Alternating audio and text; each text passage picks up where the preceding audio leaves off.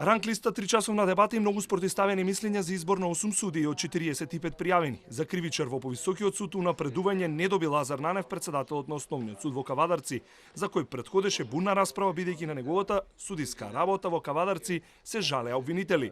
Нанев како прво рангиран не ја доби потребната подршка и не се сели во Скопје. Максимална подршка од 12 гласови како втора на ранг листата доби судиката Габриела Гајдова од Основниот суд Велес. Весна Димишкова и Александра Ристовска се другите два членови, иако поголемиот дел од времето мина на дебата за Нанев. Го почитувам, го цена, но сметам дека треба уште малку искуство за да биде избран.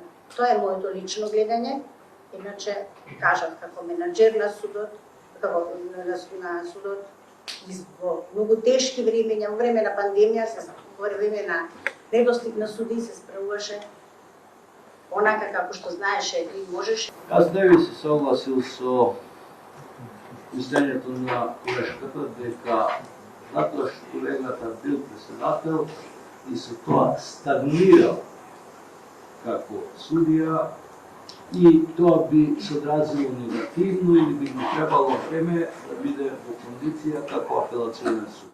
За граѓанската материја членовите на судски избраа четворица од првите 5 рангирани, а доскорешниот председател на најголемиот суд во државата Илер Сулемани од граѓански во Скопје се сели во апелација. Судијата Лазар Нанев, изминатиот период, инволвиран е во неколку настани ситуации кои што докрај, според мене, не се испитани и секако не се утврдени, но сепак кај мене остава една дилема и поради тоа кај мене лично превагна одлуката во гласот да не го дадам за овој судија да биде унапред. Мислам дека во овој момент при сите тие контроверзии не можам да го дадам својот глас.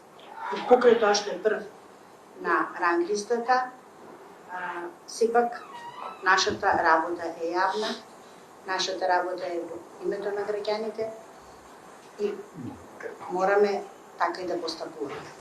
Првите реакции по неизборот како најдобро рангиран судија кој конкурирал од Кривичниот суд во Скопје следеа од Олја Ристова, која на социјалните мрежи напиша дека по 2,5 години чекање да се случи изборот, Советот погрешил и треба да се распушти.